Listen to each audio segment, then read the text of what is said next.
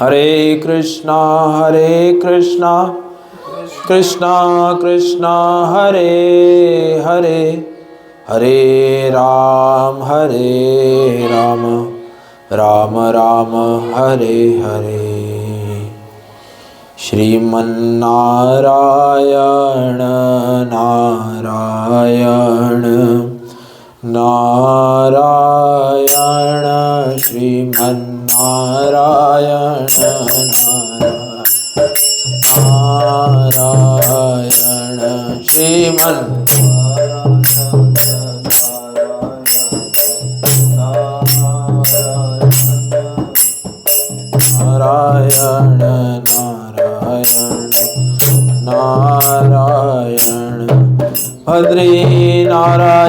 नारायण, नारायण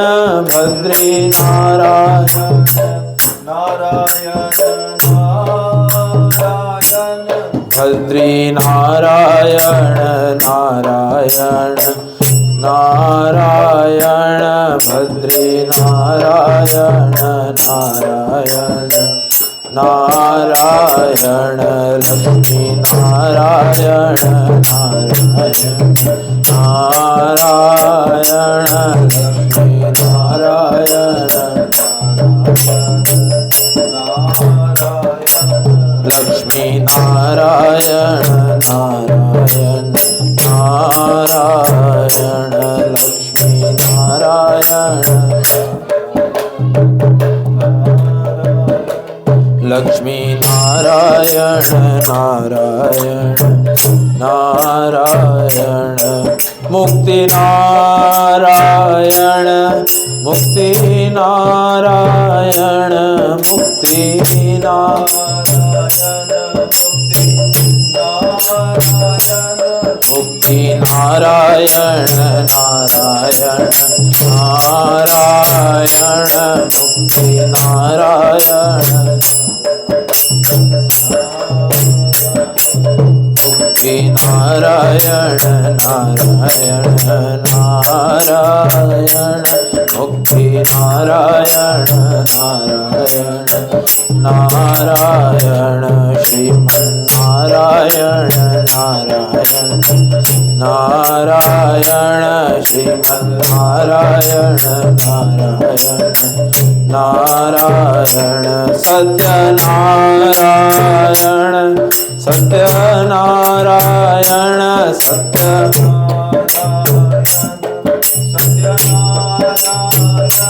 सत्यनारायण नारायण नारायण, सत्यनारायण नारायण नारायण, सत्यनारायण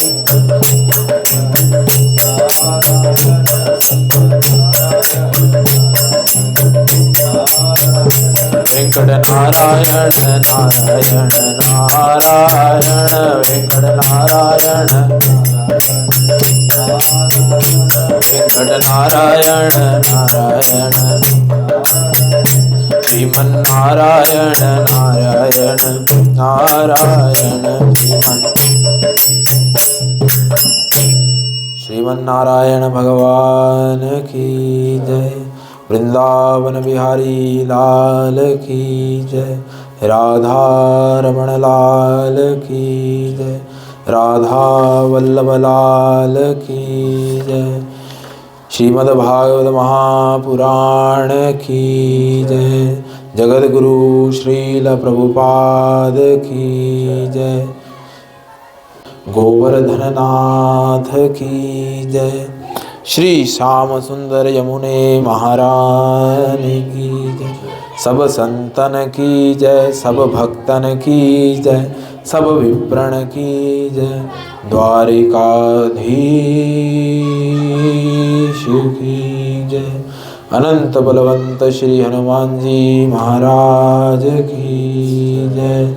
जय जय श्री राधे, जय जय श्री राधे, जय जय श्री राधे श्याम। परम मंगलमयी प्रात प्रखलेश्वर अकारण करुणा वरुणालय पीताम्बरधारी श्री बालकृष्ण लाल की शब्दमयी वांगमयी प्रतिमूर्ति श्रीमद् भागवत हमारे मध्य में विराजमान है। उनके चरणों में कोटि कोटि प्रणाम। आज उपस्थित सभी विप्रजन, सभी वैष्णव, सभी श्रोताजन, मातृशक्ति, बालक मित्र, सखा बंधु, सभी को हरे कृष्णा। तो आज हम द्वितीय दिवस की इस पावन वेला में श्रीमद् भागवत के आश्रय में बैठकर उनका श्रवण कर रहे हैं। जैसे कि हमने प्रथम दिवस की कथा में उनके महात्म्य के बारे में श्रवण किया कि तस्या श्रवण मात्रेण हरिचित्त समाश्रिते। जिस भागवत जी की कथा का श्रवण का मात्र से ही भगवान हमारे हृदय में वास करते हैं। तो आइए आज हम उन दिव्य भक्तों की कथा का श्रवण करें जिन्होंने अपने जीवन में भगवान के दिव्य दर्शन प्राप्त किए। तो पहला श्लोक जो इस प्रकार है, जनमायस्य यतोन्वियात तरतश् चार्थेष्वभिज्ञस्वराट् तेने ब्रह्महृदाय आदिकवये मुह्यन्ति यत् सूर्यः तेजो वारिमृदां यथा विन्मयो यत्रिसर्गो मृषां गाम्ना स्मेन सदा निरस्तकुहकं सत्यम परम धीमहि।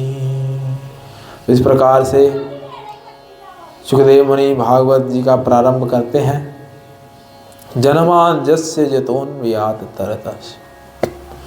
भगवान का जो जन्म है वो बहुत ही दिव्य है और वो अपनी वेणु के माध्यम से ब्रह्मा जी के हृदय में दिव्य ज्ञान प्रकाश करते हैं। ब्रह्मा जी को दिव्य ज्ञान प्रदान करते हैं केवल अपनी मुरली के माध्यम से। उनके पास कोई भी बुक्स नहीं थी तब। जैसे आज हम शिक्षाएं देते हैं, गुरुकुल में, विद्यालय में, स्कूल्स में बच्चों को भेजते हैं तो बच्चा पढ़ लिख कर समझता है, शिक्षा ग्रहण करता है। परंतु भगवान की इतनी दिव्य अनुकंपा है, भगवान के इतना दिव्य ज्ञान जो भगवान ब्रह्मा जी को वेणु के माध्यम से, बांसुरी के माध्यम से ब्रह्मा जी के हृदय में प्रकाशित करते हैं। तेने ब्रह्म हृदय आदि कवये मुह्यन्ति यत् सूर्यः। तो फिर सत्य की उपासना करते हैं सुखदेव गोस्वामी जी। सत्यम परम धीमहि। जैसे कि कल हमने सुना, तो सत्य क्या है? सत्य कौन है?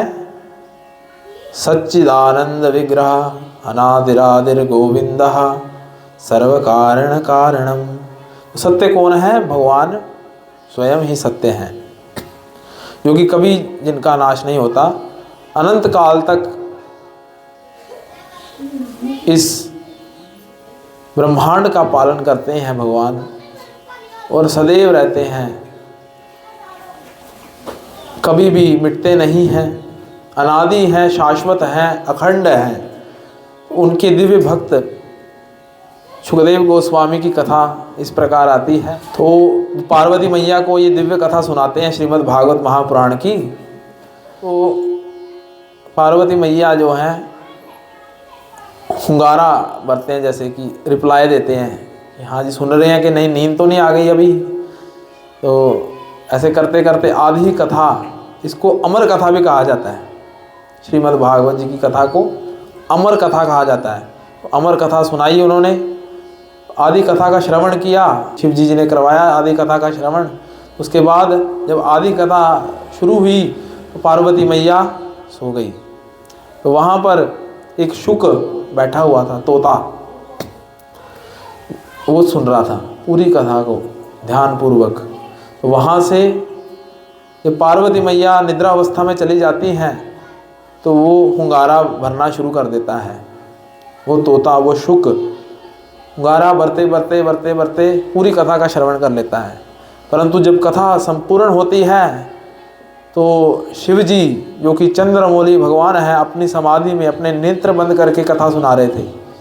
ये नहीं कि कोई बुक रखी हुई थी आगे, अपने हृदयस्थ जो ज्ञान था, दिव्य ज्ञान श्रीमद् भागवत जी का, वो प्रकाशित कर रहे थे अपने मुखारविंद से।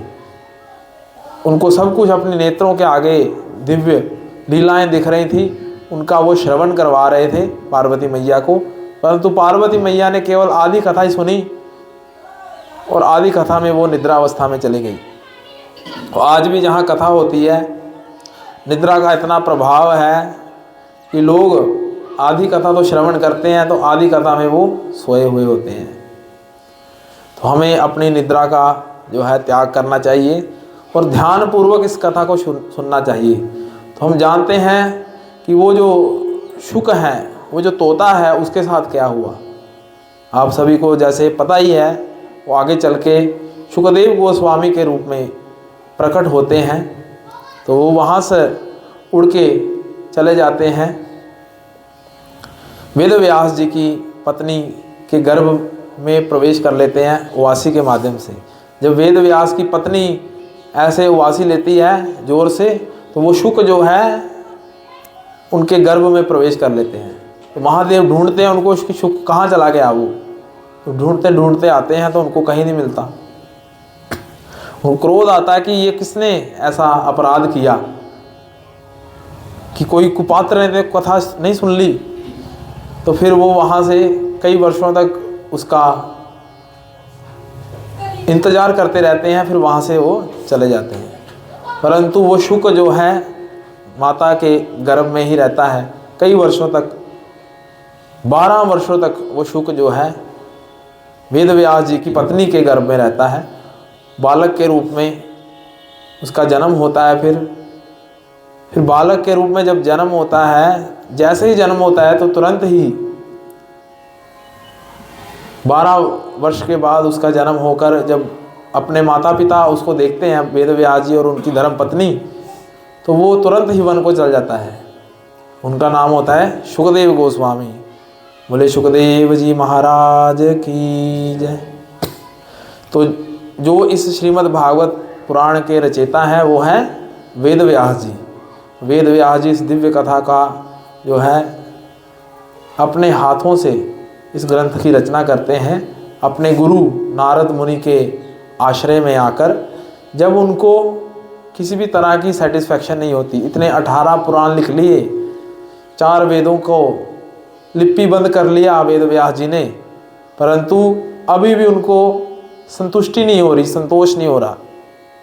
हम भी कोई कार्य कर लेते हैं, जैसे हमने घर बनवा लिया या हमने कोई बड़ी सी इंडस्ट्री बना ली है, दुकान खड़ी कर ली, तो हमें भी कभी संतुष्टि नहीं होती कि अगर ये ऐसा होता तो ज़्यादा अच्छे से होता, ये कमरा अगर इस जगह पर बना होता तो हम ज़्यादा स्पेस को कवर कर पाते।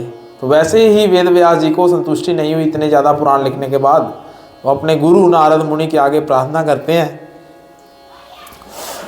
कि नारद मुनि जी मेरे इस समस्या का हल कीजिए, मैं कैसे संतुष्टि को प्राप्त कर सकूं।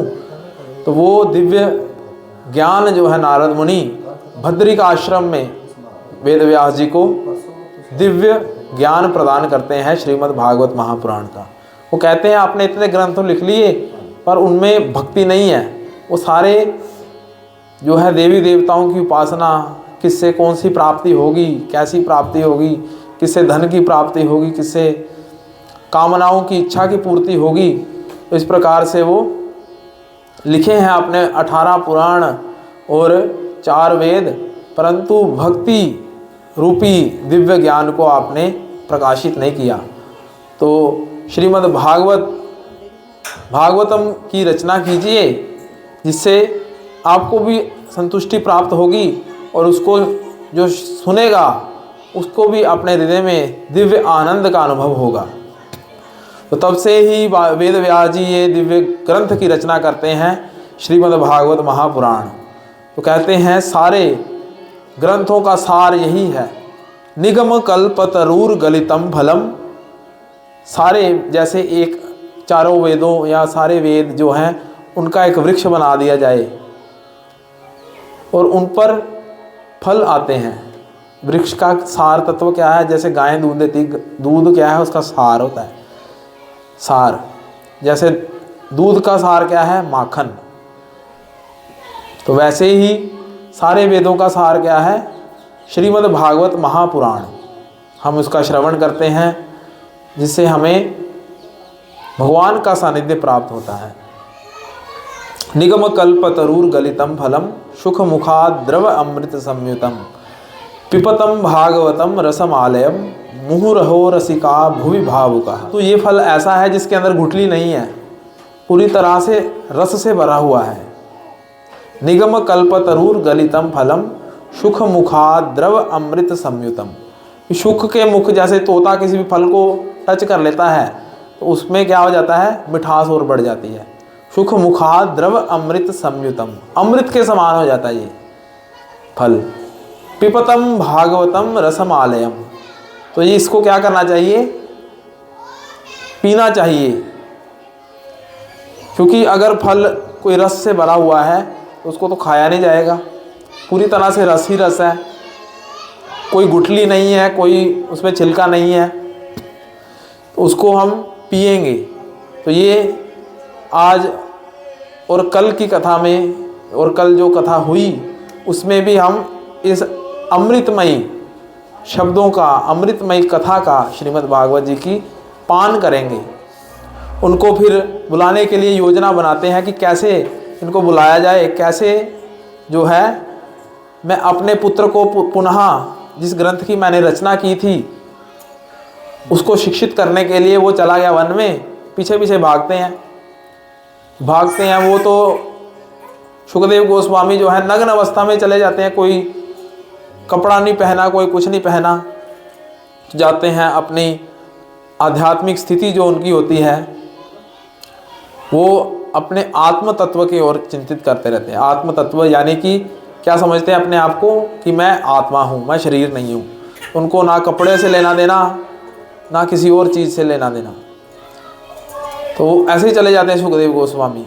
उनके पीछे पीछे वेद व्यास जी जो कि वृद्ध हो चुके हैं, अभी भागते हैं कि मेरा बच्चा, मेरा बालक जो इतने वर्षों बाद इसका जन्म हुआ है, ऐसे कैसे वन को जा सकता है? मैंने तो उसको शिक्षा प्रदान करनी थी। तो सुखदेव गोस्वामी जो हैं इसलिए वन को चले जाते हैं कि वो माया के चंगुल में ना आ जाएं। तो बड़े प्रयास करते हैं उनको बुलाने के, फिर भी वो नहीं आते। तो एक बार वेद व्यास जी अपने शिष्यों को, बटुक ब्राह्मणों को ये श्लोक का जो है पाठ सिखाते हैं और कहते हैं कि आप बद्रिक आश्रम से ऊपर पर्वत श्रृंखलाओं में जाकर इस श्लोक का उच्च स्वर में पाठ कीजिए। तो वो कौन सा श्लोक है? वो है बरहा पीडम नटवर वपु कर्णयो कर्णिकारः विविद्वासं कनक कपिशं वैजयन्तीं च माहलां रंद्राण वेणुरथसुदया पूर्णय गोपवृंदे वृंदारण्यं स्वपदरमणं प्रविश गीत कीर्ति। तो इस प्रकार से वो श्लोक का उच्चारण करते हैं। तो सुखदेव गोस्वामी जो कि निराकार ब्रह्म की उपासना करते हैं, वो सोचते हैं कि इतना सुंदर वर्णन किसका किया है इन्होंने। तो वो जाते हैं बटुक ब्राह्मणों के पास, पूछते हैं कि ये किसने आपको ये पाठ सुनाया? बरहा पीडम नटवर वपु कर्णयो कर्णिकारः विविधवासम कनक कपिशम वैजयंती च मालाम। हरे कृष्णा। तो पूछते हैं कि किसने ये पाठ आपको सुनाया? उनको, मुझे भी उनके दर्शन करने हैं। तो सुखदेव गोस्वामी जी जो हैं पुनः अपने पिता के पास चले जाते हैं और उनके पिता उनको जो निराकार ब्रह्म की उपासना से ऊपर उठा करके भगवान श्री कृष्ण की दिव्य उपासना की ओर ले जाते हैं। तो आइए हम भी उन भगवान की लीलाओं का, उन भगवान के दिव्य भक्तों का लीलाओं का श्रवण करते हैं। तो पहले श्रीमद् भागवत महापुराण में आती है स्टोरी कुंती महारानी की। कुंती महारानी जो भगवान की दिव्य भक्त हैं, वो भगवान से क्या प्रार्थना करती हैं कि हे श्रीमन नारायण, हे श्री हरि विष्णु, आप हमारे पर इतनी अनुकंपा कीजिए, आप मुझे क्या दे दीजिए। हम क्या मांगेंगे भगवान से? अगर भगवान हमारे सामने प्रकट हो जाएं, हम भगवान से क्या मांगेंगे? सीधा भगवान को ही मांगेंगे, कुछ मांगने की जरूरत नहीं। तो कुंती महारानी क्या मांगती है? कुंती महारानी ये मांगती है कि हे भगवान, आप मेरे पर इतनी कृपा कीजिए कि मुझे दुख दे दीजिए, क्योंकि दुखों के समय में आप जो है हमेशा मेरे साथ खड़े रहे, हमेशा मेरे पांडवों की, मेरे बालकों की रक्षा करते रहे। तो मैं चाहती हूँ कि पुनः पुनः मेरे जीवन में दुख आते रहें।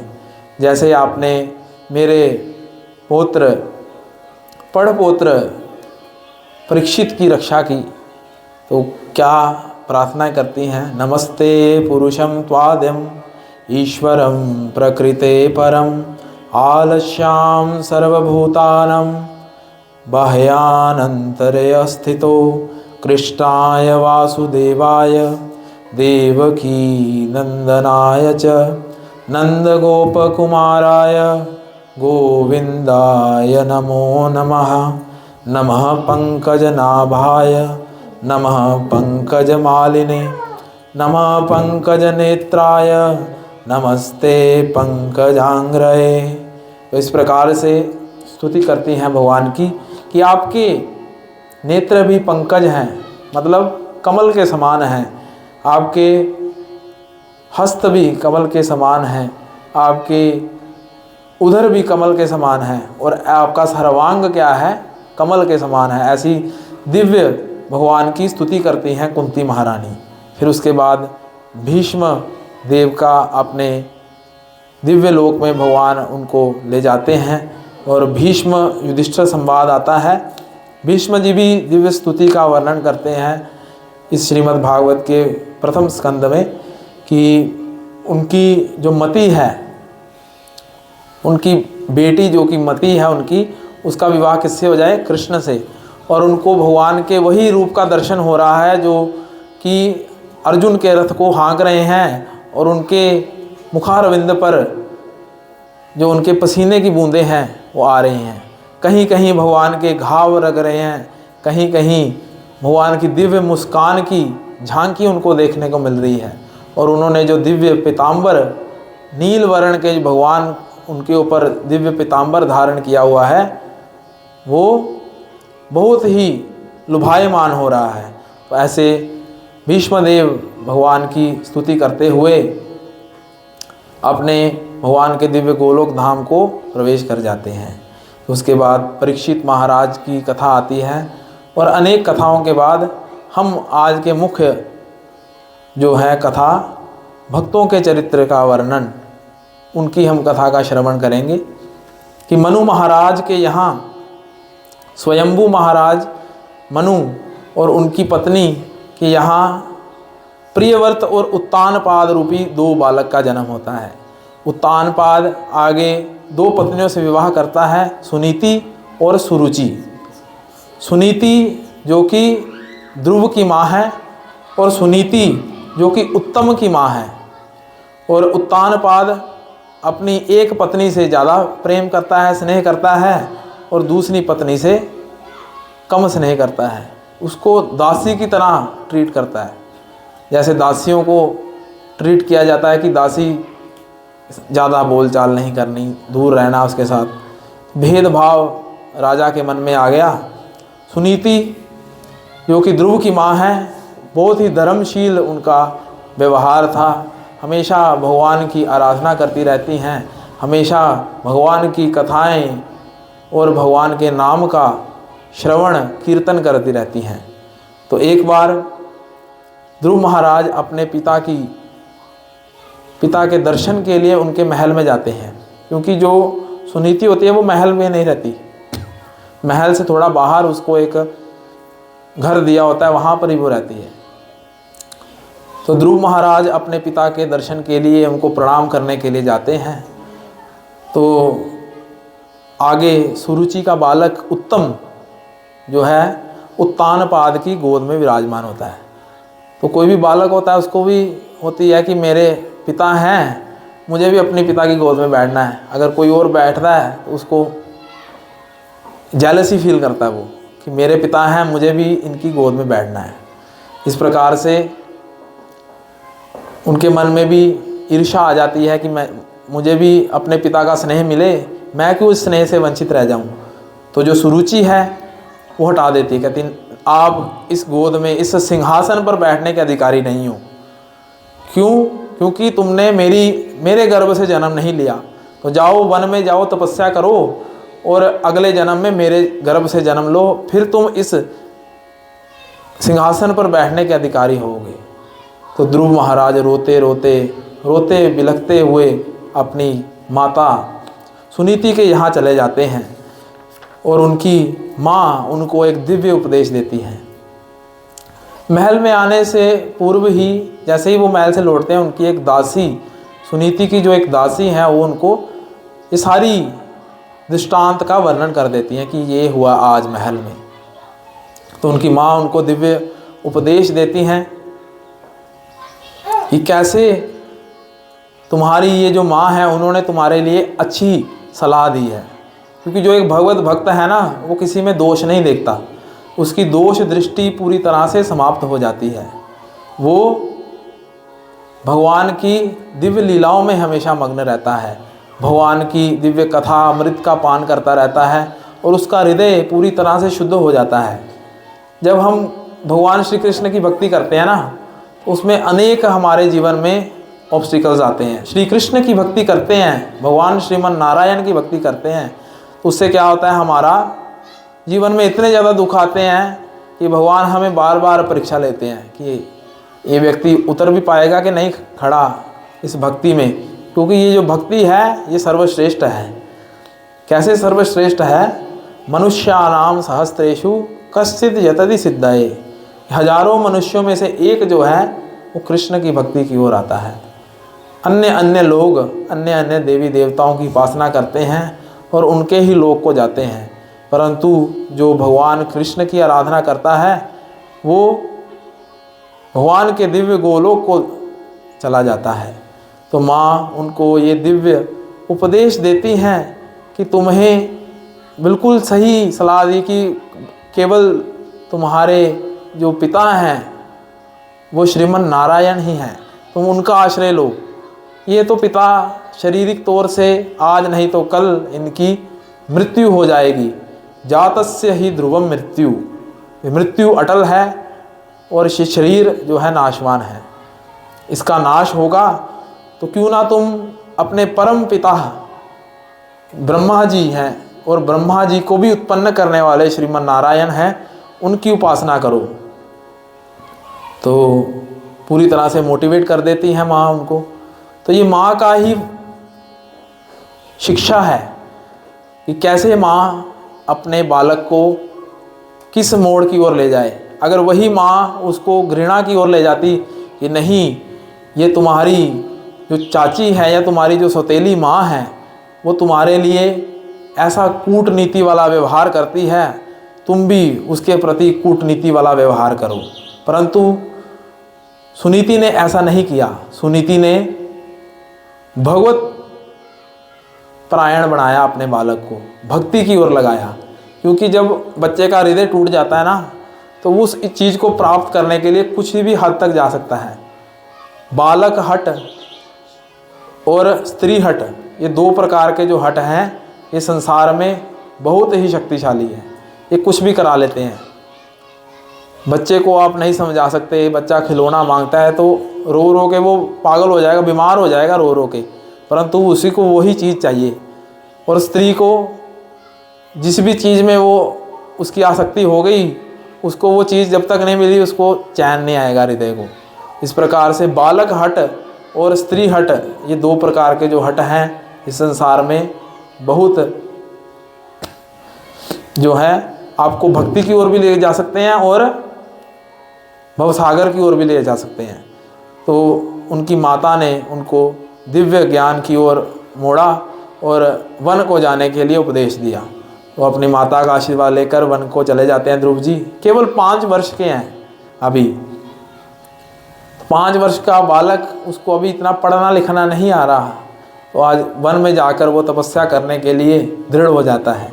और रास्ते में नारद मुनि का दर्शन होता है तो नारद मुनि कहते हैं कि तुम्हारा तो मान भंग हुआ है, तुम क्षत्रिय हो, परंतु ये मान भंग एक अलग विषय है और तुम्हारी अभी आयु भी कुछ नहीं है, 5 वर्ष के बालक हो तुम। वन में तो इतना ज़्यादा वन के जो पशु पक्षी हैं, खूंखार जानवर हैं, उनके बीच में तुम कैसे अपनी तपस्या को सफल कर पाओगे। तो बालक हठ था, बालक हठ की वजह से उसने क्या किया, ध्रुव जी महाराज ने, नहीं मैं करूँगा, जैसे आप मुझे आज्ञा देंगे, आप मेरे पर आशीर्वाद अनुग्रह कीजिए, मैं भगवान की भक्ति करना चाहता हूँ। तो संतुष्ट हो गए नारद मुनि और नारद मुनि ने उनको दिव्य मंत्र प्रदान किया, ओम नमो भगवते वासुदेवाय। तो ये द्वादशाक्षर मंत्र है और इस मंत्र की यमुना के तट पर मधुवन में उन्होंने आराधना की और केवल 5 माह में ही अपने श्वास को जीत करके 6ठे माह में भगवान को प्रसन्न कर लिया। उनकी दिव्य भक्ति थी। प्रथम महीने में, पहले मास में उन्होंने 3-3 दिन के अंतराल में केवल कंद मूल फल खा करके अपनी तपस्या की। दूसरे महीने की तपस्या में उन्होंने 6-6 दिन के अंतराल में सूखे पत्ते, हरी घास खा के अपना भक्ति का अनुष्ठान किया। तीसरे महीने में उन्होंने 9-9 दिन के अंतराल में जल पी करके भगवान की भक्ति की। चौथे महीने में 12-12 दिन के अंतराल में केवल वायु पी करके। 5वें महीने में उन्होंने अपने श्वास को भी जीत लिया और पूरी तरह से श्वास को रोक करके 6ठे महीने में एक पांव पर खड़े हो गए और उनकी दिव्य भक्ति जो है देवताओं को भी सताने लगी। देवता के जो अग्रगण्य हैं राजा इंद्र, उनका सिंहासन ढूंढने लगा। जब भी कोई भक्ति करता है तो सबसे ज़्यादा इंद्र को खतरा हो जाता है। जो सत्तावान व्यक्ति है, अगर किसी की ज़्यादा पब्लिसिटी हो जाए इंडिया में या पूरे वर्ल्ड में, तो वो देश का जो राजा है उसको खतरा हो जाता है कि क्या ये मेरा पदवी ना ले ले, तो वो उसके साथ मैत्री भाव रखता है। तो ऐसे ही उन्होंने जाकर देवताओं ने शंख चक्र गदा पद्मधारी श्रीमन नारायण से प्रार्थना की कि आप ध्रुव महाराज को वरदान दीजिए और उनकी भक्ति, उनकी जो तपस्या है उनको पूर्ण कीजिए। तो तुरंत ही श्रीमन नारायण वहाँ पर प्रकट हो जाते हैं अपने गरुड़ के साथ। बोले श्रीमन नारायण भगवान की जय, ध्रुव जी महाराज की जय। तो इस प्रकार से जैसे ही वो प्रकट होते हैं तो ध्रुव जी महाराज उनकी स्तुति करना चाह रहे हैं पर वो कर नहीं पा रहे, क्योंकि अभी आयु छोटी है और संस्कृत का इतना ज्ञान भी नहीं है। और जैसे ही भगवान उनको अपना दिव्य शंख जो है उनके गले के साथ स्पर्श कराते हैं और उनकी वाणी जो है वेद वाणी बन जाती है, भगवान की दिव्य स्तुतियाँ करने लग पड़ते हैं। तो आइए हम भी भगवान की स्तुतियाँ करें और भगवान के कीर्तन का गान करें। नमो विष्णुपदाय कृष्णपृष्ठाय भूतले श्रीमते भक्ति वेदांत स्वामिन् इति नामिने नमस्ते सरस्वती देवे गौरवाणी प्रचारिणे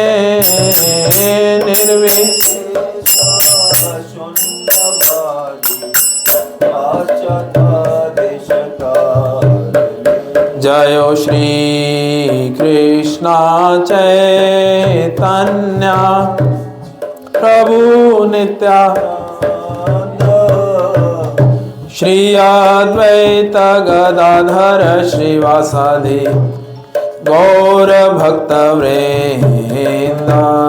हरे कृष्णा कृष्णा कृष्णा हरे हरे, हरे राम राम राम हरे हरे।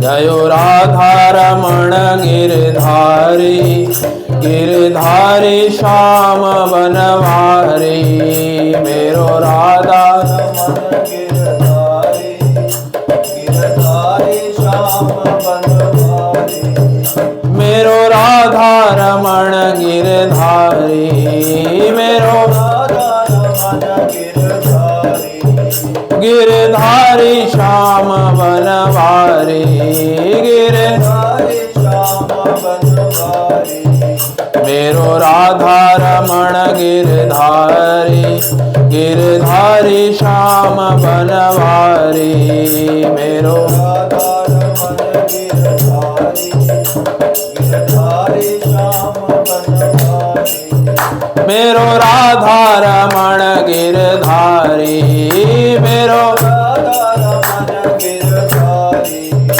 गिरधारी श्याम बनवारी गिरधारी श्याम बनवारी गोविंद मेरो है गोपाल मेरो है गोविंद मेरो है गोपाल मेरो श्री बांके बिहारी नंदलाल मेरो है श्री बांके बिहारी नंदलाल मेरो है गोविंद मेरो है गोपाल मेरो है गोविंद मेरो है गोपाल मेरो है जय जय श्री गिरधारी नंदलाल मेरो है जय जय गिरधारी नंदलाल मेरो है मेरो राधा रमण गिरधारी गिरधारी श्याम बनवारी मेरो राधा रमण गिरधारी श्याम बनवारी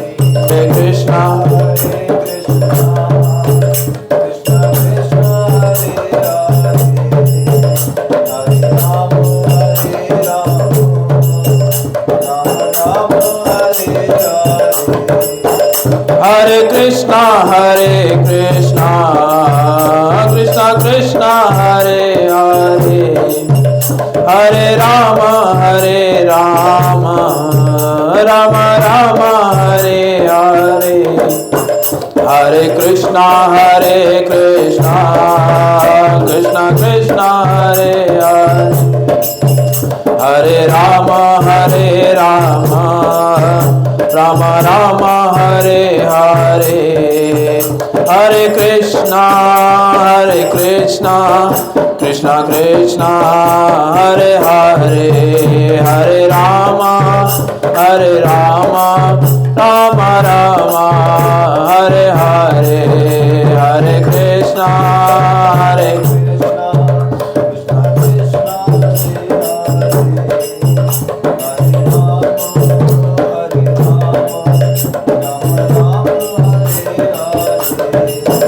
जय जगन्नाथ जय बलदेवा सुभद्रमा जय सुदर्शन जय जगन्नाथ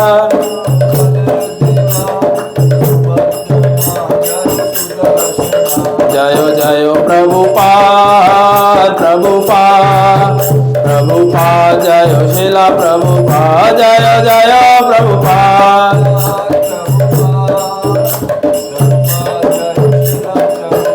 जय जय गुरुदेव जय शिला गुरुदेव जय जय गुरुदेव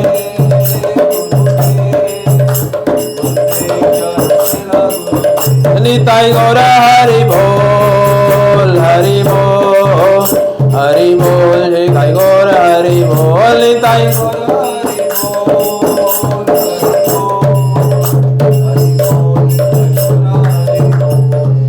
बोले श्रीमद् भागवत महापुराण की जय हरिनाम संकीर्तन यज्ञ की जय। तो जैसे कि सतयुग में ध्रुव जी महाराज ने तपस्या करके भगवान की प्राप्ति की, तो कलयुग में भगवान की प्राप्ति करने का, भगवत धाम की प्राप्ति करने का केवल एक ही मात्र सहारा है, भगवान के नाम का संकीर्तन। तो जैसे कि श्रीमद् भागवत के अंतिम श्लोक में भी वर्णन किया गया है, नाम संकीर्तनम यस्य सर्व पाप प्रणाशनम प्रणामो दुख शमनम तम नमामि हरि परम। केवल नाम संकीर्तन करने से हमारे सारे पापों का नाश हो जाता है।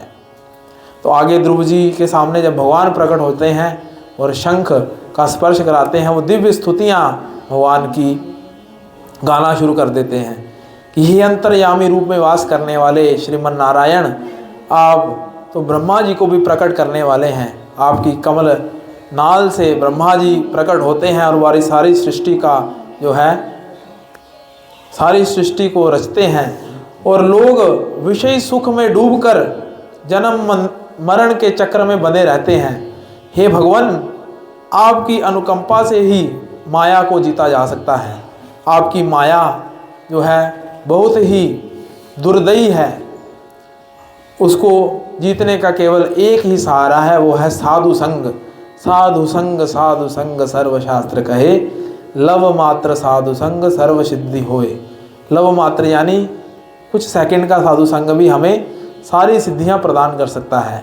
इसलिए आप सभी यहाँ एकत्रित हुए हैं भगवान की दिव्य कथा का श्रवण करने के लिए। और भगवान की ये दिव्य कथा कोई साधारण कथा नहीं है। अगर हम किसी भी जगह अपना टाइम इन्वेस्ट कर रहे हैं तो बदले में हमें क्या रिटर्न में आ रहा है हम देखते हैं, परंतु इससे जो एक दिव्य आनंद और आध्यात्मिक अकाउंट में जो बैलेंस है वो ऐड हो जाएगा, वो आपके अगले जन्म तक कैरी फॉरवर्ड होगा। इस प्रकार से इस कथा को सुनने का ये फल है। और ध्रुव जी महाराज भगवान से वरदान मांगते हैं कि भगवान, मुझे ये राजपाट नहीं चाहिए, मुझे आपकी भक्ति करके ये समझ आ गया कि केवल आपकी भक्ति ही सर्वश्रेष्ठ धन है मनुष्य का। ये धन नहीं है जो पैसे वाला, जिससे हम सुख तो भोग सकते हैं परंतु आनंद की अनुभूति हमें नहीं होगी। परंतु भगवान कहते हैं आपने जिस मंशा से आपने इस तपस्या को किया तो मैं आपको वही प्रदान करता हूँ। 36,000 वर्ष तक आप इस राज्य में राज करोगे और उसके बाद सप्त ऋषियों के लोक से भी ऊपर आपका ध्रुव लोक होगा। हम देखते हैं आसमान में भी एक ध्रुव तारा है, वो ध्रुव जी का लोक है, वहाँ पर ध्रुव जी वास करते हैं। और उसके बाद भगवान के दिव्य धाम में, गोलोक वृंदावन धाम में ध्रुव जी का प्रवेश हो जाता है। बोलिए श्रीमद् भागवत महापुराण की जय। तो ध्रुव जी वापस लौट आते हैं अपने घर।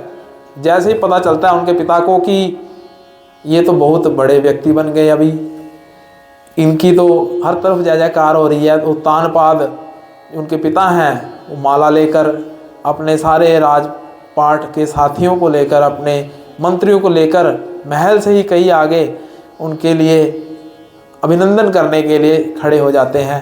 और उनको ब्राह्मणों के साथ, ब्रह्म ध्वनि के साथ, वेद ध्वनि के साथ, मंत्रों और रानियों के सहित वो राज्य में प्रवेश करवाते हैं। और जैसे ही उत्तानपाद को ये दिव्य ज्ञान होता है कि केवल भगवान की भक्ति करके ही हम संसार की सारी चीज़ें या गोलोक धाम या भगवान का वैकुंठ धाम प्राप्त कर सकते हैं, भगवान के आश्रय से ही उत्तानपाद अपना सारा राज्य ध्रुव जी महाराज को सौंप करके वन को चले जाते हैं। फिर वन जाकर भगवान की भक्ति करते हैं। आगे चल के ध्रुव जी का विवाह होता है और कई बालकों का जन्म होता है। उसके बाद जब उनका अंतिम समय आता है तो गोलोक से एक दिव्य रथ उनके लिए आता है जिसमें विष्णु दूत विराजमान होते हैं। तो जैसे ही ध्रुव जी उस रथ पर विराजमान होके वैकुंठ की ओर, गोलोक की ओर जाने का प्रयास करते हैं, तुरंत ही उनके मन में ख्याल आता है, हे विष्णु दूतो रुको, मुझे आगे नहीं जाना। कहते क्या हो गया, आपके लिए इतनी अच्छी व्यवस्था की है भगवान ने, भगवान आपके स्वागत के लिए वहाँ खड़े हैं, आप उनको वेट मत कराइए, आप जल्दी चलिए। कहते नहीं, मेरी माँ जिसने मुझे ये भक्ति प्रदान की, केवल उनके कारण ही मैं आज यहाँ आपके साथ आपका संग कर रहा हूँ।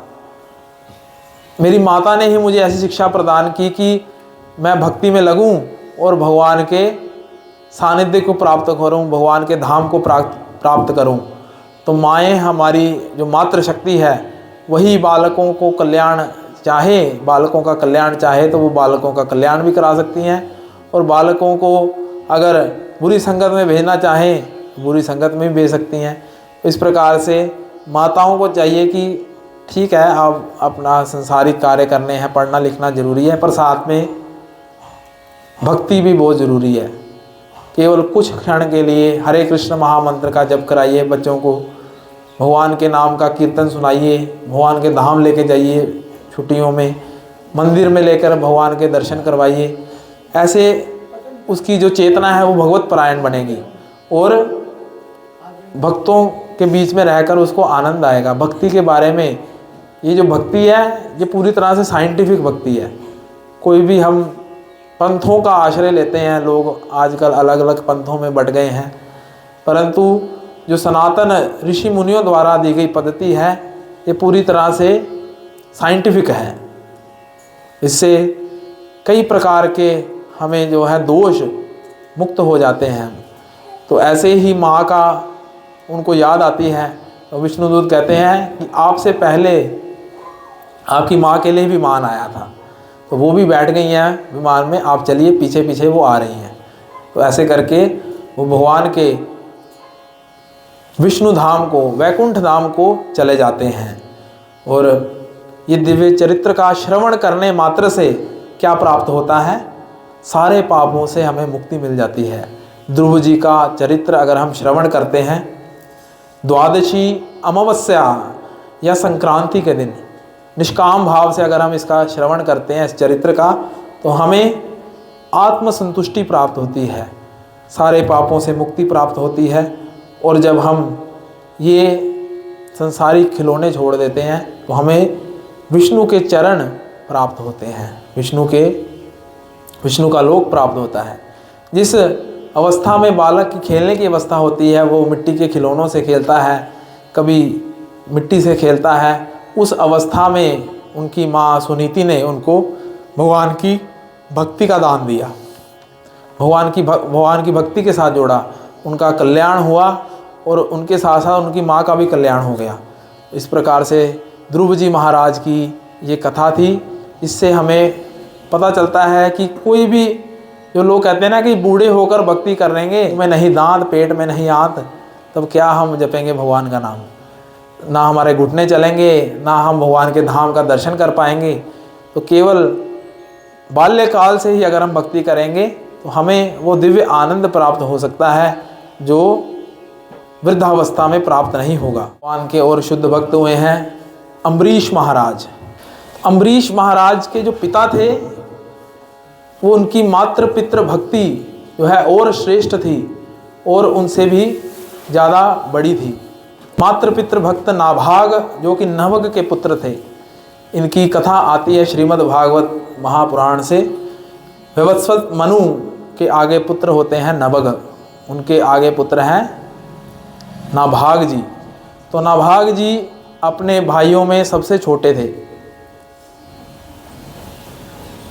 सबसे छोटे होने के कारण जब वो गुरुकुल को चले जाते हैं तो गुरु शिक्षा और गुरु दीक्षा में उनका इतना मन रम जाता है, इतना आनंद आता है कि वो कई साल तक गुरु के आश्रम में रहते हैं। गुरुकुल शिक्षा ग्रहण करने के उनको दिव्य आनंद प्राप्त हुआ। तो उन्होंने कहा कि थोड़े और वर्ष हम ब्रह्मचार्य का पालन कर लेते हैं। उनके पूर्व जो उनके भाई थे बड़े, वो तो चले गए शिक्षा प्राप्त करके, विवाह वगैरह हो गया।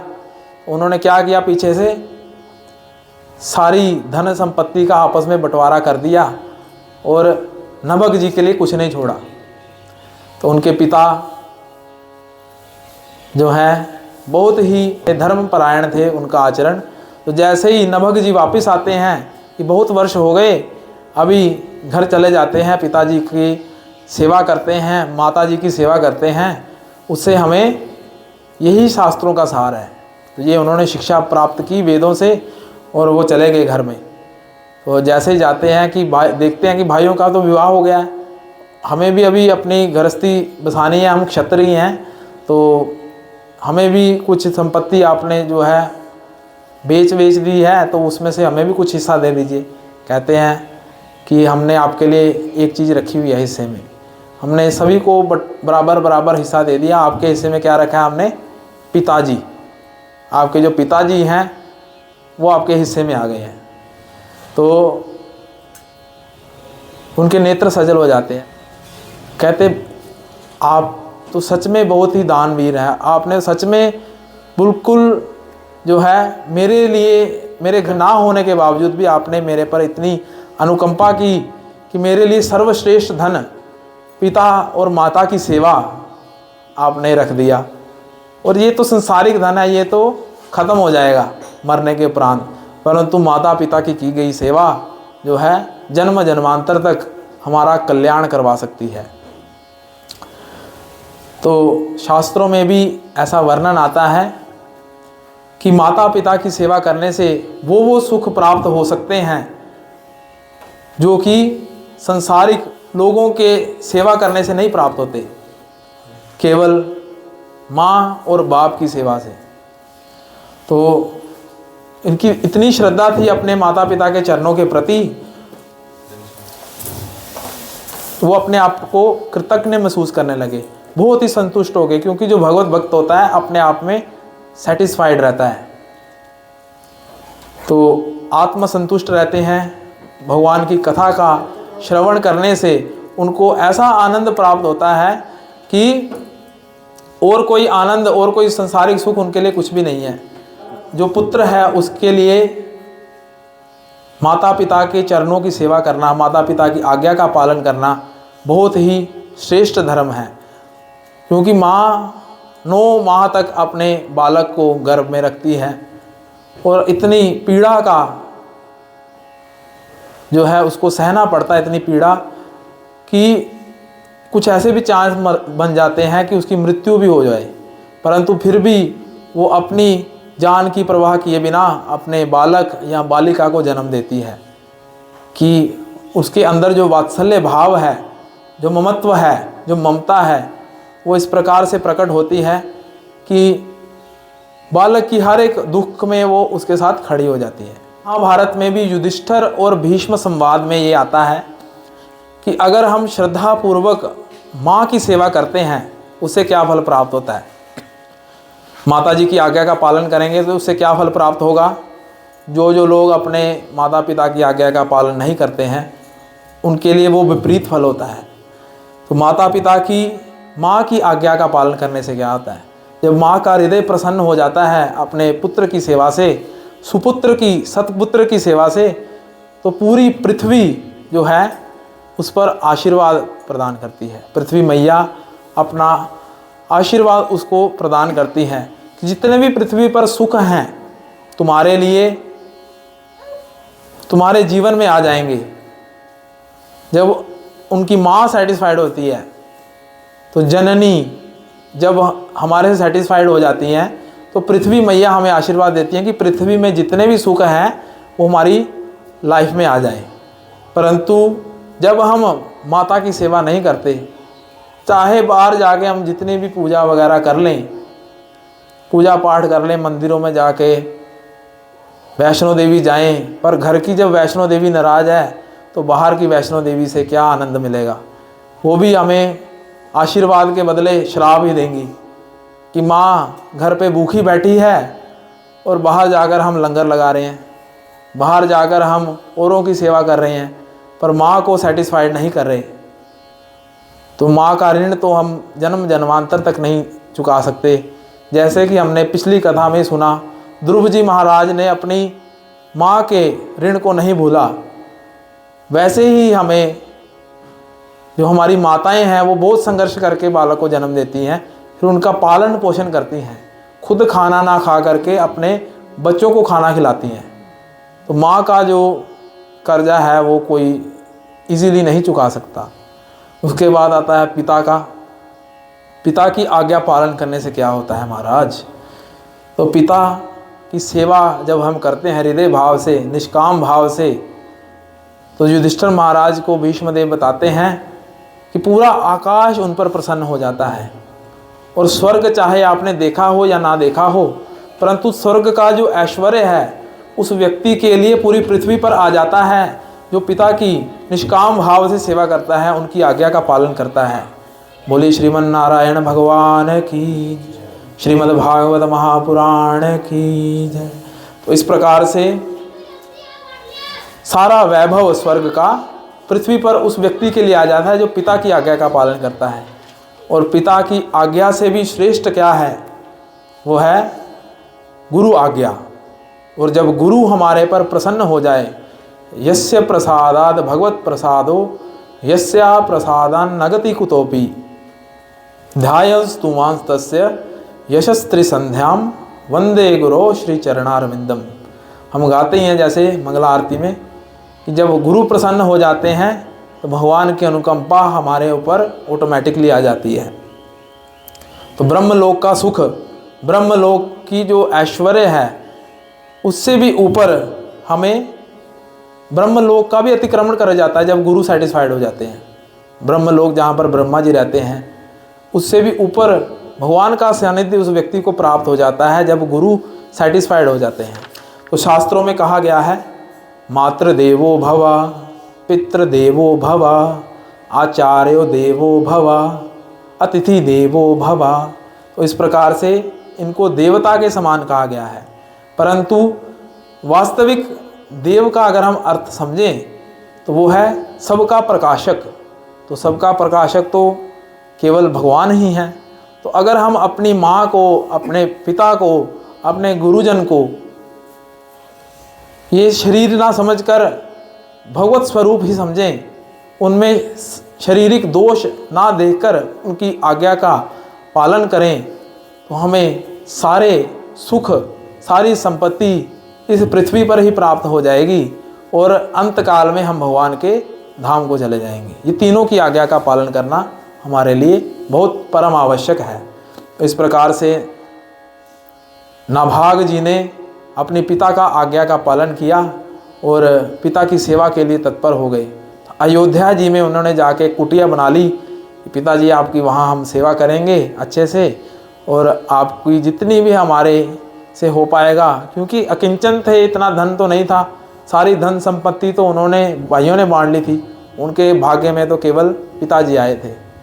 परंतु जो व्यक्ति किसी का हक मार लेता है तो भगवान या प्रकृति के नियमों के अनुसार उसको दंड तो भोगना ही पड़ता है।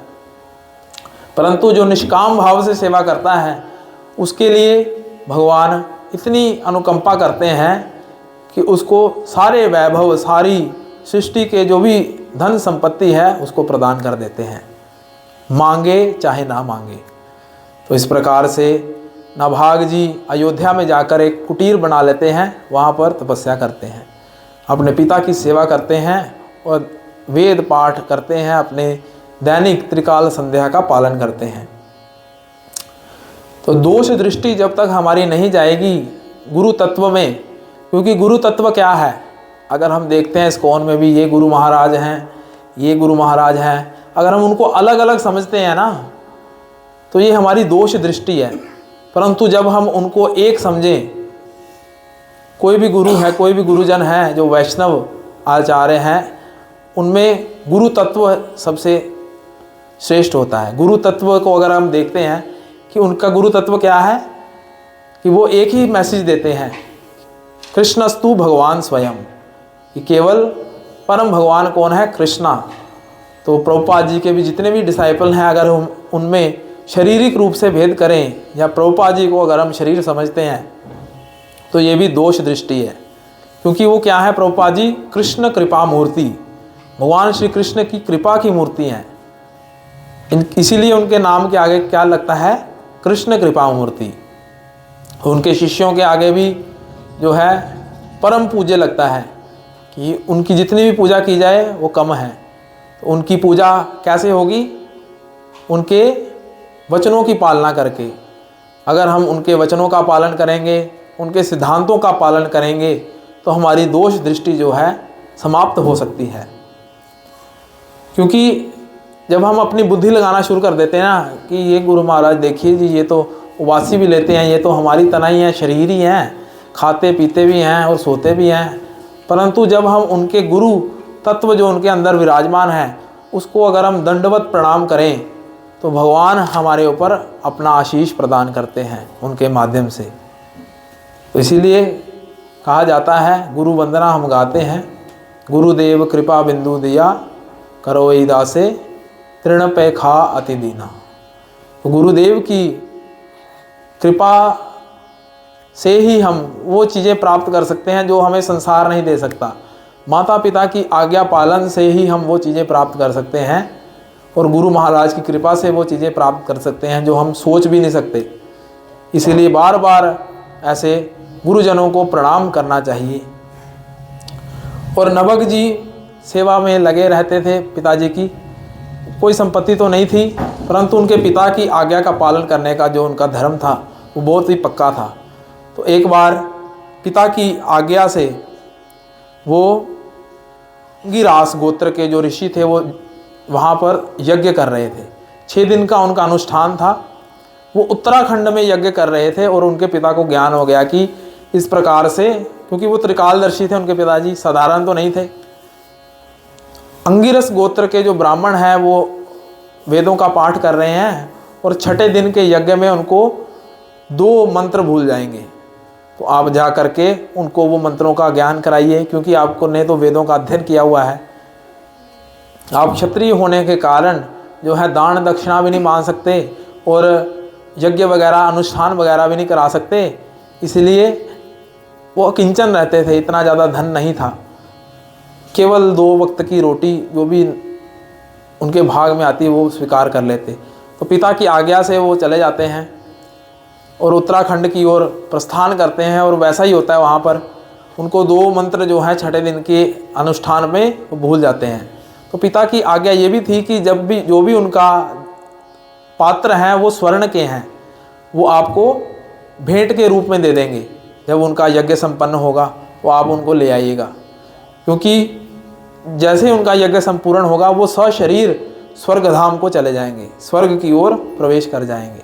तो इस प्रकार से अंगिरस गोत्र के ब्राह्मणों के पास वो जाते हैं, उनको वो शब्द, उनको जो वो मंत्र हैं वो याद दिला देते हैं और ऐसा ही होता है। वो स्वर्ग की ओर प्रवेश करने की ओर जाते ही हैं और वो कहते हैं कि ये सारे जो भी उच्चिष्ट है यज्ञ का वो आपके भाग में आता है। और जैसे ही वो सारा एकत्र करना शुरू कर देते हैं, वहाँ पर कृष्ण वर्ण का एक महापुरुष जो कि 9 फीट लंबा होता है, इसकी हाइट, वो वहाँ पर प्रकट हो जाता है। वो कहता है कि ये यज्ञ का जो भी उच्चिष्ट है, जो भी बचा है यज्ञ से, इसका अधिकारी मैं हूँ। कहते नहीं, वो तो ब्राह्मण मुझे दे के गए हैं, आप कैसे अधिकारी हैं इसके? ऋषियों ने तो मुझे दिया है। उन्होंने कहा कि जाओ अपने पिता से पूछो। तो वो इतनी आज्ञा का पालन करते थे पिताजी की, उत्तराखंड से फिर पैदल चलते हैं अयोध्या की ओर। पिताजी की आज्ञा का पालन करते हैं और पूछते हैं उनको कि पिताजी ऐसे ऐसे करके वहाँ पर एक कृष्ण वर्ण का व्यक्ति जो है महापुरुष प्रकट हो जाता है और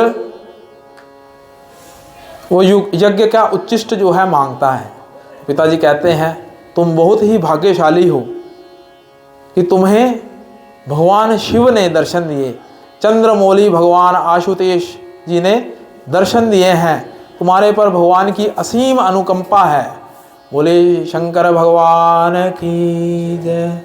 वैष्णवा नाम यथा शंभु, खुद तो शमशान में रहते हैं और अपने भक्तों पर इतनी अनुकंपा कर देते हैं, धन दान से संपन्न कर देते हैं अपने भक्तों को। शिवजी इतने आशुतोष हैं, बहुत ही जल्दी प्रसन्न होने वाले हैं। तो पिता की आज्ञा होती है कि ये सारा उनके धन जो भी है उनके भाग का है, तुम उनको लौटाओ और वापस आ जाओ उनका आशीर्वाद प्राप्त करके। फिर वो पुनः इतने पिता की आज्ञा का पालन करने वाले पुनः पैदल यात्रा करते हैं उत्तराखंड की ओर और वहाँ पर उनको रुद्र जी को प्रणाम करते हैं और उनकी स्तुति का गान करते हुए उनको कहते हैं मेरे पिताजी ने ये आशीर्वचन कहे हैं कि ये सारा उच्चिष्ट जो है ये आपका है और आपको सौंप दिया जाए। तो भगवान शिवजी जो हैं सत्य प्रिय हैं, उनको सत्य अधिक प्रिय है।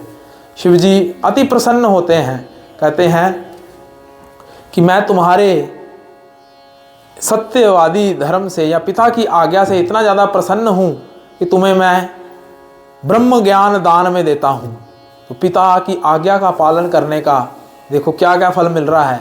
उन्होंने इच्छा नहीं की कि शिवजी के मुझे दर्शन हो या ब्रह्म ज्ञान मुझे मिले, परंतु वो फ्री में मिल रहा है उनको ज्ञान।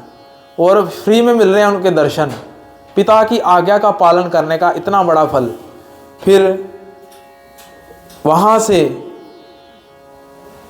बहुत ही प्रसन्न होते हैं आशुतोष भगवान और कहते हैं कि ये मैंने स्वीकार कर लिया है, ये सारा भाग अब मैं ये तुम्हें प्रदान करता हूँ, ये सारे स्वर्ण पात्र तुम ले जाओ और अपने दैनिक कार्यों में इसका इस्तेमाल करो, और इस जो ये श्री आपके घर जा रही है इसका कभी भी क्षीण नहीं होगा।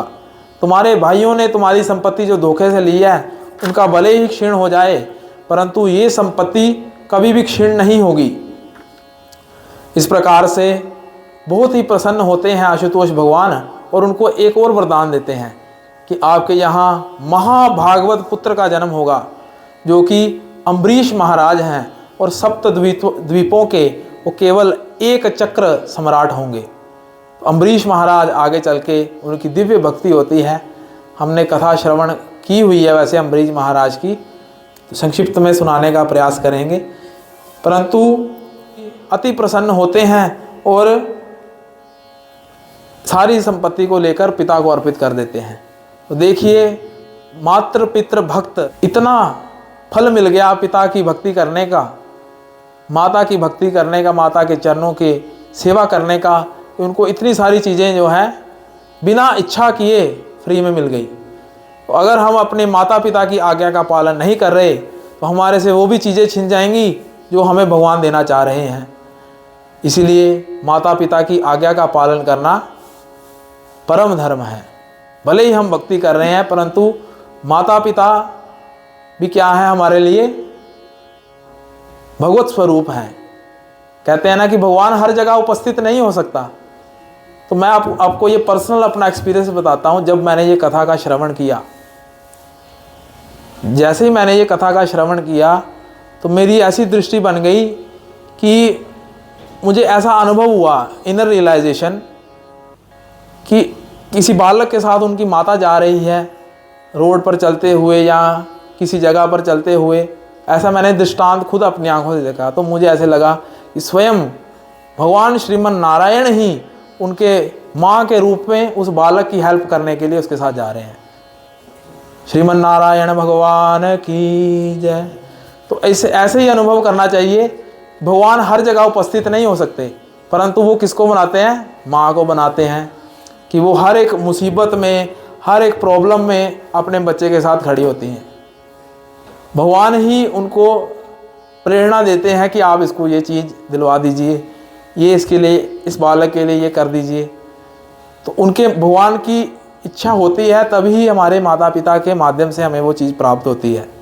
अगर हम उनकी अवहेलना करें, उनके साथ दुर्व्यवहार करें तो हमारी हालत जो है धुंधुकारी की तरह हो जाएगी।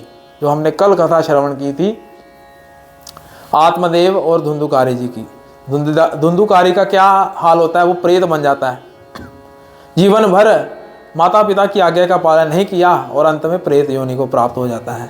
और वैसे ही नभग जी के पुत्र नाभाग जी जब अपने पिता की और माता की आज्ञा का पालन करते हैं, भले ही वो धनहीन हैं, भले ही वो श्रीहीन हैं, परंतु पिता की आज्ञा का पालन करने से उनको सारी वैभव, सारी संपत्ति जो है उनके द्वार पर खुद ही स्वतः चल के आ जाती है। तो जो भी इस कथा का श्रवण करता है प्रातः काल या सायंकाल, इस आख्यान का स्मरण करता है श्रीमद् भागवत महापुराण से, तो उसको क्या प्राप्त होता है, ब्रह्म ज्ञान प्राप्त होता है। जो कभी भी जो है जमपुर सुरपुर नहीं जाएगा वो व्यक्ति, वो केवल भगवान के हरिपुर को चला जाता है। ऐसी अनुकंपा उस व्यक्ति पर होती है जो भी इस आख्यान का पाठ सायंकाल या प्रातः काल को करता है और अपने इस जीवन के पश्चात हरि सेवा में उसकी आत्मा जो है लग जाती है। बोले श्रीमन नारायण भगवान की जय, श्रीमद् भागवत महापुराण की जय। तो आज हम जगन्नाथ महाप्रभु के इस आश्रय में बैठे हैं। उनकी अनेक लीलाएं हैं। नीलाचलवासी भगवान जगन्नाथ जी हैं, तो उनके लिए एक भजन जो कि उनके एक दिव्य भक्त सालवेग जी के द्वारा लिखा गया है, उसको गान करेंगे। बहुत ही सुंदर भजन है उड़िया भाषा में। अहे नीला शैला प्रबला भतावरण प्रबला भतावरण मोआरत नलनी बनकुगल दलना। अहे नीला शैला प्रबला भतावरण प्रबला भतावरण मोआरत नलनी बनकुगल दलना। अहे नीला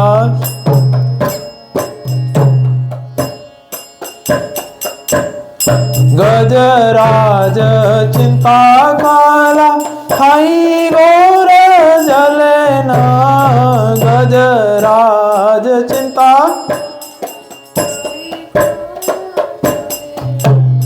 चक्र पेशी नखनाशी उधारी लाया पण। अहे नीला शैला भतावरण प्रबला भतावरण मोआरत नलनी बनकुगल दलना। अहे नीला शैला प्रबला भतावरण प्रबला भतावरण मोआरत नलनी बनकुगल दलना।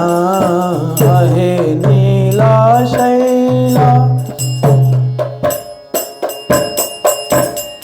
कुरु सभा कथा सुनी द्रौपदी राजणाना। कुरु सभा कथा सुनी द्रौपदी राजणाना। कोटि वस्त्र दई हेल लजा कराभरण। अहे नीला शैला प्रबला भतावरण प्रबला भतावरण मोआरत नलनी बनकुगल दलना। अहे नीला शैला प्रबला भतावरण प्रबला भतावरण मोआरत नलनी बनकुगल दलना। अहे नीला शैला। जगन्नाथ महाप्रभु की, नीलाचल निवासी भगवान की, श्रीमद्भागवत महापुराण की। तो एक और भजन है, बहुत ही प्रसिद्ध हो रहा है, ये सहज भाषा में है, आप भी इसका गान कर सकते हैं। ये जो भजन हमने गाया अहे नीला शैला, ये सालवेग जी भगवान के दिव्य भक्त हुए जगन्नाथपुरी में। आज भी पंडा लोग भगवान की प्रसन्नता के लिए इस भजन को अवश्य गाते हैं। और सालवेग जी की जो समाधि है, वहाँ पर जब रथ यात्रा होती है तब रथ को रोका जाता है कुछ समय के लिए, सालवेग जी भगवान के दर्शन कर लें। एक और दिव्य भजन जगन्नाथ जी के ऊपर बहुत ही सहज भाषा में चल रहा है, हिंदी भाषा में। तो भगवान के नयनों का इसमें वर्णन आ रहा है, कैसे नयन है भगवान के, गोल चक्र की तरह है, चक्का जैसे होता है ना, वैसे भगवान के नयन हैं। भगवान का वास कहाँ पर है? नीलाचल वास, नीलाचल धाम में भगवान का वास है, नीलाचल पर्वत पे। और हम अपने आप को भगवान के चरणों के प्रति समर्पित कर रहे हैं, क्योंकि वो पूरी सृष्टि के नाथ हैं। तो क्या कहेंगे? जगन्नाथ जगन्नाथ चक्का नैन नीलाचल वारे, तू न संभाले तो हमें कौन संभाले। जगन्नाथ चक्का नैन नीलाचल वारे, तू न संभाले तो हमें कौन संभाले।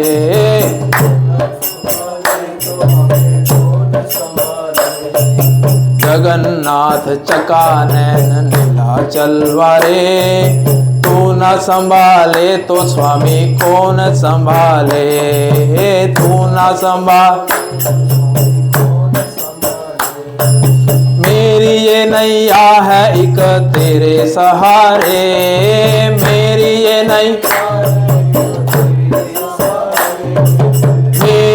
नैया है एक तेरे सहारे,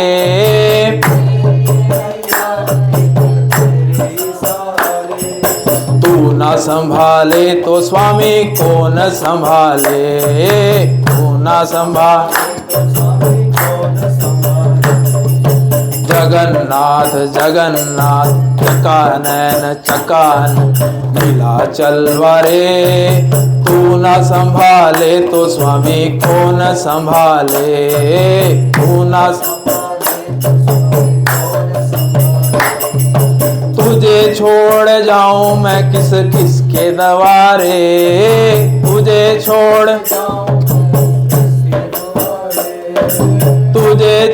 जाऊं मैं किस किस के दवारे,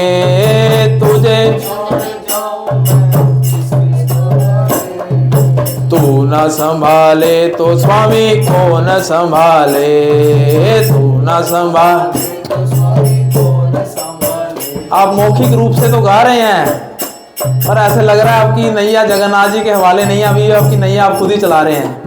तो भगवान के लिए दोनों हाथ ऊपर करके खड़े हो जाइए। जगन्नाथ जगन्नाथ चकानैन चकान नीलाचल वारे, तू न संभाले तो स्वामी कौन संभाले, तू न संभाले तो स्वामी कौन संभाले। हाथ में किसने भगवान को अपनी नैया पकड़ा दी है वो खड़े हो जाओ, जिसने नहीं पकड़ाई वो बैठे रहो। जगन्नाथ चकानैन नीलाचल वारे, तू न संभाले तो स्वामी कौन संभाले, जगन्नाथ चकान नीलाचल वारे, तू न संभाले तो स्वामी कौन संभाले। मेरी ये नैया है सिर्फ तेरे सहारे, मेरी ये तू न संभाले तो स्वामी कौन संभाले,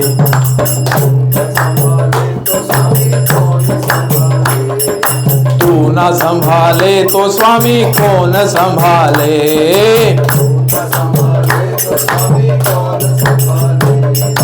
जगन्नाथ स्वामी मेरे नैनों के तारे, जगन्नाथ मेरे सारे काज स्वामी आप संवारे, मेरे सारे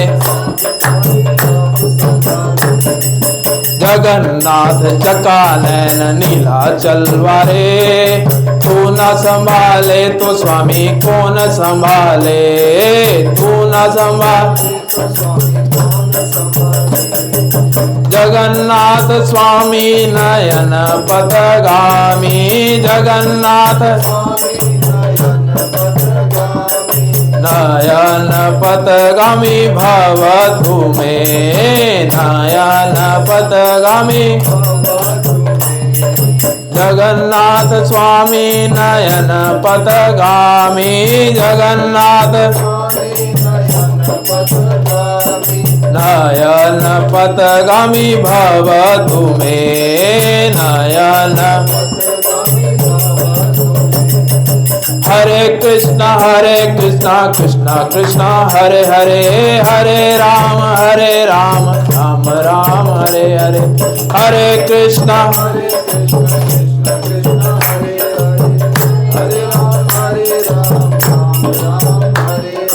हरे कृष्णा कृष्णा कृष्णा हरे हरे, हरे राम राम राम हरे हरे, हरे कृष्णा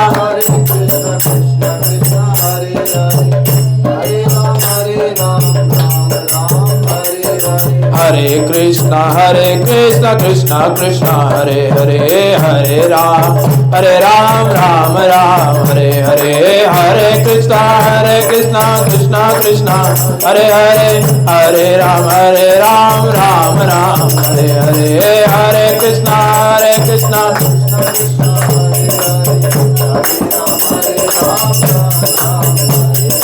हरे कृष्णा कृष्णा कृष्णा हरे हरे, हरे राम राम राम हरे हरे, हरे कृष्णा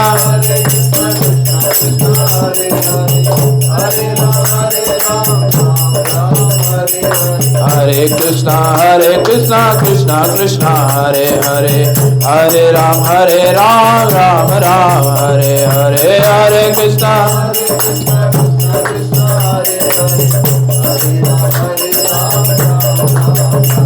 हरे कृष्णा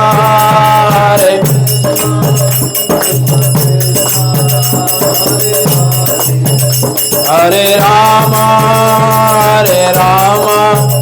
राम राम हरे हरे, जयो जगन्नाथ जयो बलदेवा, सुभद्रा माँ जयो सुदर्शन जयो जगन्नाथ,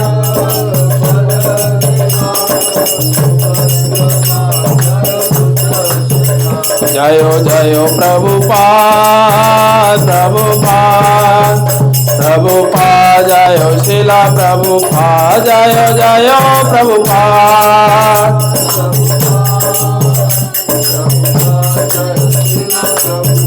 जयो जयो गुरुदेव जयो शिला गुरुदेव, जयो जयो गुरुदेव,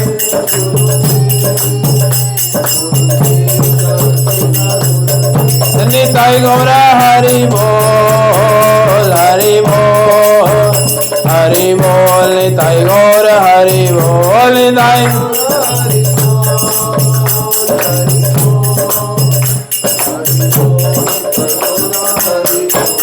हरिनाम संकीर्तन यज्ञ की, श्रीमद् भागवत महापुराण की जय।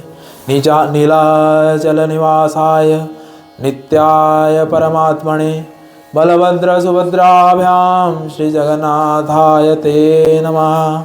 श्री जगन्नाथ महाप्रभु की, जगत गुरु श्रीला प्रभुपाद की, निताई गौर प्रेमानंदे। तो एक और कथा का हम श्रवण करेंगे।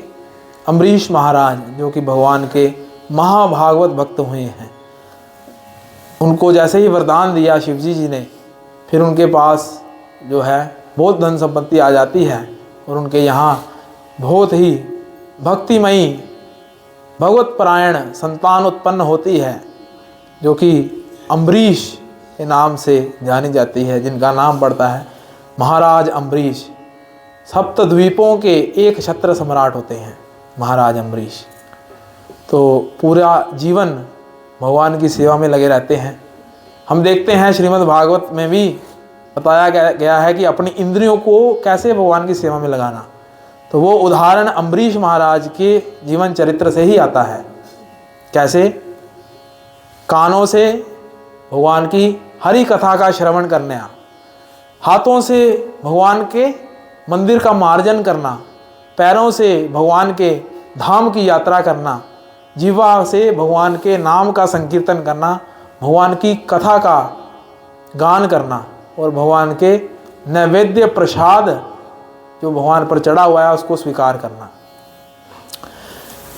और अपने पूरे शरीर को हम जब भगवान के आगे दंडवत प्रणाम करते हैं, समर्पित कर देते हैं कि हे भगवान, ये हमारा शरीर हमारा नहीं है, ये आपकी ही सेवा में है।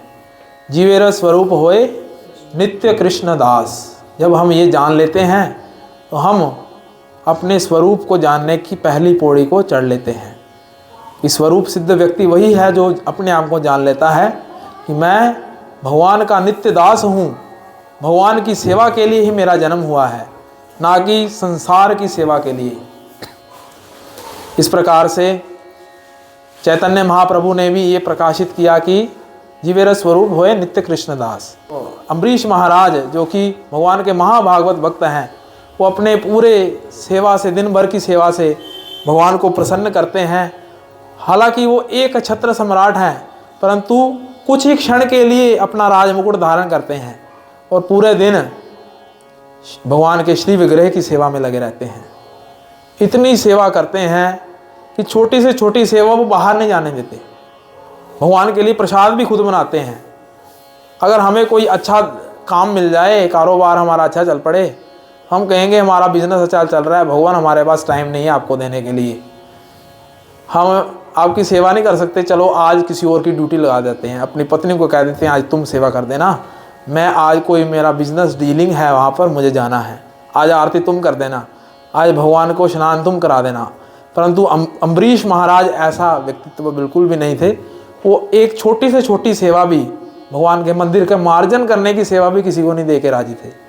कुछ ही समय के लिए अपना राज मुकुट धारण करते थे, फिर से वो अपने वही वस्त्र जो कि भगवान की सेवा के लिए लगते हैं, धोती और उत्तरी, साधारण वस्त्रों में रहते थे अम्बरीश महाराज।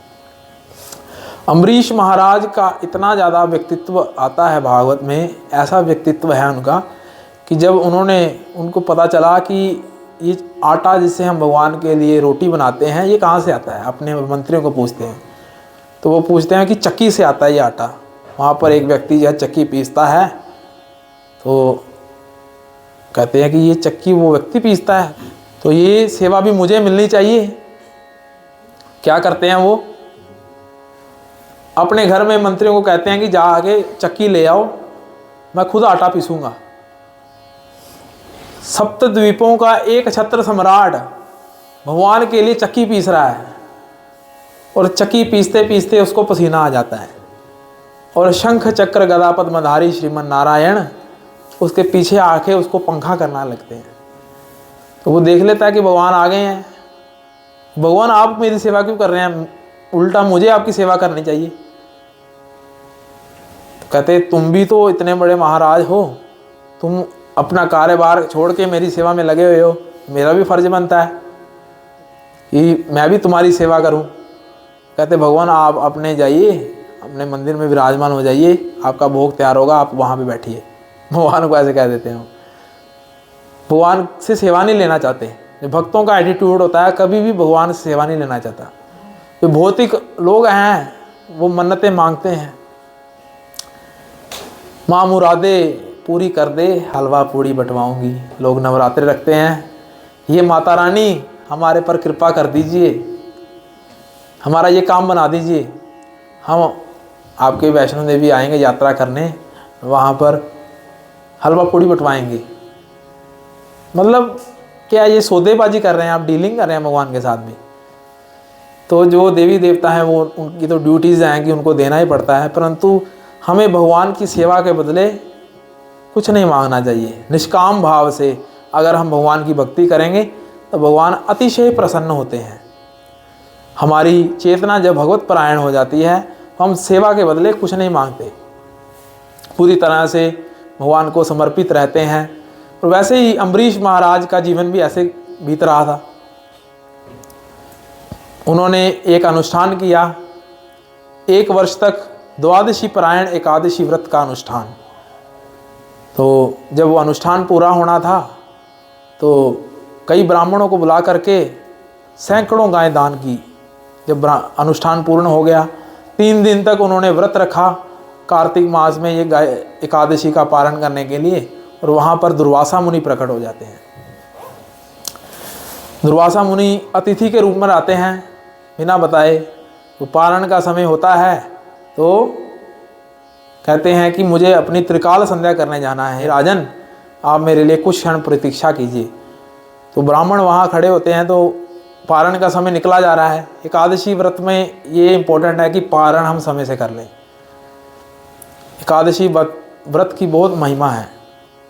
जो भी पालन करता है उसको पारण समय के अनुसार ही कर लेना चाहिए, जैसा कि बताया जाता है। तो दुर्वासा मुनि अपने शिष्यों सहित त्रिकाल संध्या करने जाते हैं और संध्या करते करते, गायत्री जप करते करते इतना ध्यान में मग्न हो जाते हैं कि समाधिस्थ हो जाते हैं। उनको पता नहीं चलता कि कितना समय हो गया है, पीछे से पारण का समय निकला जाता है। तो अम्बरीश महाराज निर्जल व्रत रख रहे थे। हम तो खा पी के व्रत रखते हैं, कल एकादशी है, आज भी प्रसाद खा लो ढेर सारा। फिर एकादशी के दिन भी अच्छा पकवान बनाते हैं, साबूदाने की खिचड़ी, फिर उसके बाद कुट्टू के आटे की पूड़ियाँ, फिर आलू की सब्जी, फिर बनाना शेक। हे राम, ये व्रत है। व्रत का मतलब होता है एक भुक्त आहार। एकादशी 3 दिन का व्रत है। एकादशी के एक दिन पूर्व, सूर्यास्त से पूर्व अन्न नहीं खाना चाहिए। एकादशी वाले दिन हो सके तो जल पीकर रह लें। अगर जल पी के आपका नहीं सिस्टम चल रहा तो थोड़ा दूध पी लीजिए। दूध पी के भी नहीं चल रहा तो थोड़े फल ले लीजिए। पर हमें ये साबूदाने की खिचड़ी और ये तभी ट्राई करना चाहिए जब हम मरने की अवस्था पे आ रहे हैं या बीमार हो रहे हैं, कि डॉक्टर ने कहा कि आपके शरीर में जान नहीं है। खा खा के हम इतना ज़्यादा कोलेस्ट्रॉल बढ़ रहा है, डॉक्टर ने कहा कि थोड़ी डाइटिंग करो। और एकादशी वाले दिन भी हम पूरी डाइटिंग करते हैं। एकादशी वाले दिन हम उतने पिछले दिन से ज़्यादा खा लेते हैं। तो व्रत काहे का? कम से कम एक भूख आहार लीजिए, एक समय ही प्रसाद पाइए। फिर उसके बाद अगले दिन सुबह जब पारण होता है तभी पारण के बाद ही हमें कुछ अल्प आहार लेना चाहिए।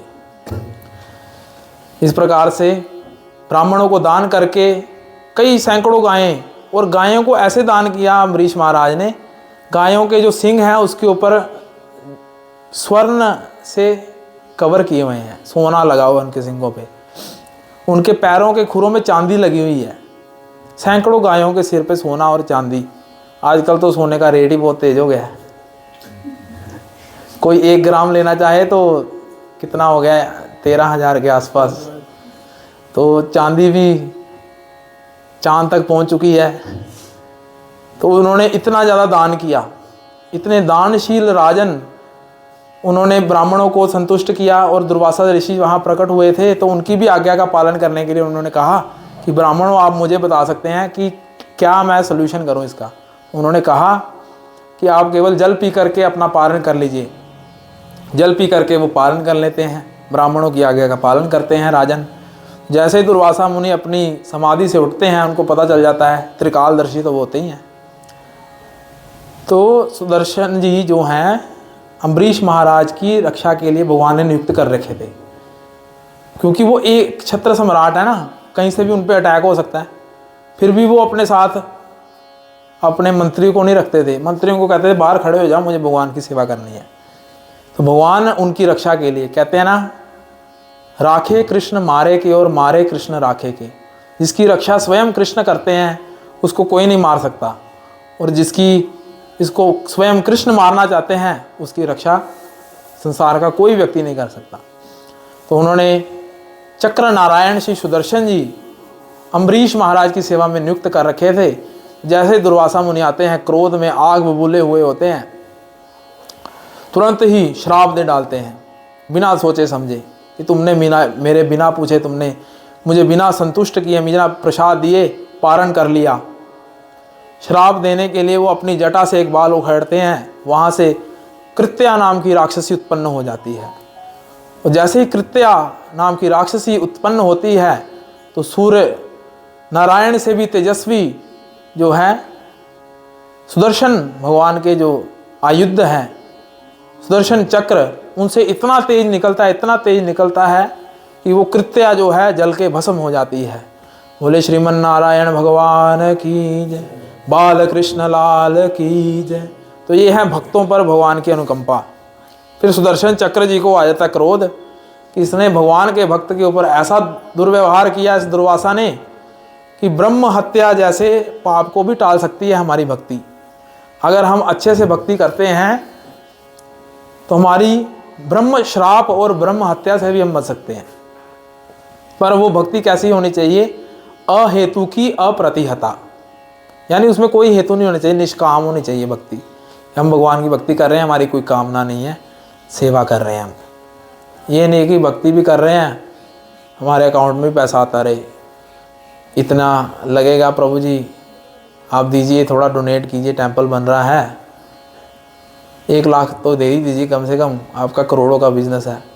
तो धन कभी भी हमें अपने से नहीं मांगना चाहिए। जो उसकी जो इच्छा है व्यक्ति की, भगवान खुद उसको, प्रभुपाद जी ने जब ये प्रचार शुरू किया 40 रुपये लेकर फौरन गए और भागवतम का सेट लेके अपनी जेब से ही प्रचार करना शुरू किया। बुक्स डिस्ट्रीब्यूट खुद ही करते थे, खुद ही जो अर्निंग होती थी उससे खुद ही प्रसाद बनाना, सन्यासी होने के बावजूद भी खुद ही सारी व्यवस्थाएं करनी। तो ये प्रभुपाद जी की कृपा है हम सभी पर कि आज हम प्रभुपाद जी के नाम पर इतना ज़्यादा लोगों को जो है डोनेशन मिल रही है। नहीं तो हम जैसे मूर्खों व्यक्तियों को कोई पूछे भी ना, जो भी इस कौन में है या प्रभुपाद जी के आश्रय में है, ये प्रभुपाद जी का जो स्ट्रगल है उसकी कृपा से ही हमें आज जो है बड़े बड़े मंदिरों का निर्माण हो रहा है। हमारा इसमें कोई बल नहीं है, हम तो सिर्फ बैठ के खाई जा रहे हैं बस। कौन में भी जाते हैं, फ्री प्रसाद मिल रहा है, उधर जा रहे हैं, जय जयकार हो रही है, इतने बड़े बड़े मंदिर निर्माण हो रहे हैं। किसकी कृपा से? प्रभुपाद जी की कृपा से। उन्होंने इतनी दीनहीन अवस्था में जाके प्रचार किया कि जो हिपीज थे उनके जूठे बर्तन तक मांजे हैं उन्होंने। तो इतना जो है अपने आप को अहेतु की कृपा है ना उन पे भगवान की, तो उन्होंने कोई हेतु नहीं रखा, केवल भगवान की सेवा, भगवान की भक्ति का, भगवान के नाम का प्रचार हो, भागवतम का प्रचार हो, भगवत गीता का संदेश लोगों तक पहुँचे। उनका कोई भी ऐसा निजी स्वार्थ नहीं था।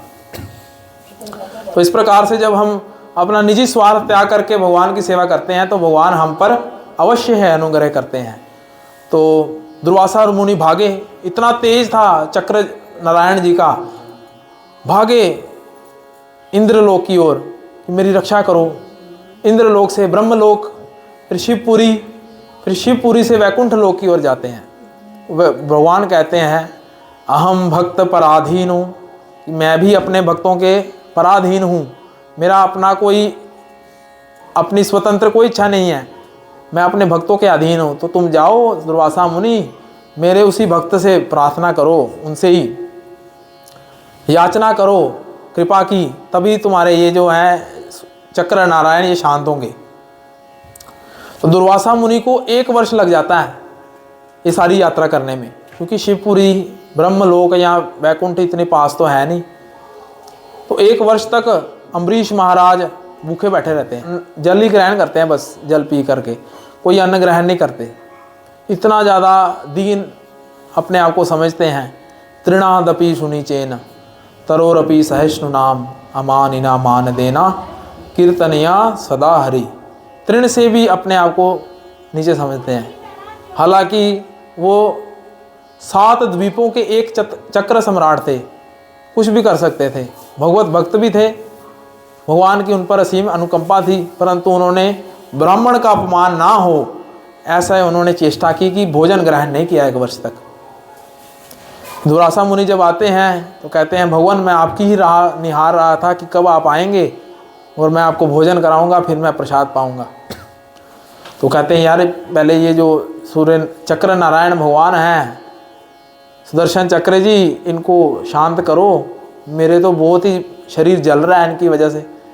तो सुदर्शन चक्र जी के आगे प्रार्थना करते हैं। बहुत ही दिव्य स्तुति आती है सुदर्शन चक्र की श्रीमद् भागवत महापुराण में, अम्बरीश महाराज की कथा में। हमें इसका अवश्य पाठ करना चाहिए। फिर जैसे ही वो उनकी स्तुतियाँ करते हैं उनको विश्राम हो जाता है, वो शांत हो जाते हैं। दुर्वासा मुनि के चरण पखार के उनको आसन पर बिठाते हैं, अच्छे व्यंजनों के साथ उनको भोजन कराते हैं, फिर उसके बाद वो उच्चिष्ट प्रसाद ग्रहण करते हैं। तो ऐसे होते हैं भगवान के भक्त जो कि अपनी भक्ति की पराकाष्ठा द्वेष रहित होकर भगवत सेवा में लगे रहते हैं। बोलिए अम्बरीश जी महाराज की जय, श्रीमद् भागवत महापुराण की जय।